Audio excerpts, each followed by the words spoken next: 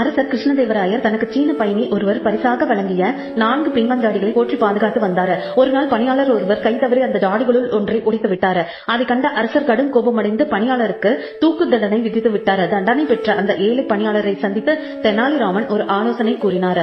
மறுநாள் மன்னர் முன் தண்டனையை நிறைவேற்ற பணியாளர் அழைத்து வரப்பட்டார். உனது கடைசி ஆசை என்ன என்று பணியாளரிடம் கேட்டபோது, நான் மீதம் இருக்கும் 3 பீங்கான் ஜாடிகளை பார்க்க விரும்புகிறேன் என்றார். அவர்கள் மீதம் இருந்த ஜாடிகளை கொண்டு வந்து வைத்தனர். திடீரென்று அந்த ஜாடிகளை உடைத்து நொறுக்கினார் அவர். அதை பார்த்த மன்னர் மிகவும் கோபத்துடன், ஏன் இப்படி செய்தாய் என்று கத்தினார். அதற்கு அந்த மனிதர், ஒரு உடையக்கூடிய பீங்கான் ஜாடிக்காக எப்படியும் எனது உயிர் பறிபோக போகிறது. அதற்கு முன் மீதம் இருக்கும் 3ஐயும் உடைத்து போகவிருக்கும் இன்னும் 3 உயிர்களை காப்பாற்றினேன் என்றார். அப்போதுதான் அரசருக்கு தனது தீர்ப்பு தவறானது என்று புரிந்தது. உடனே அவனை விடுதலை செய்தார்.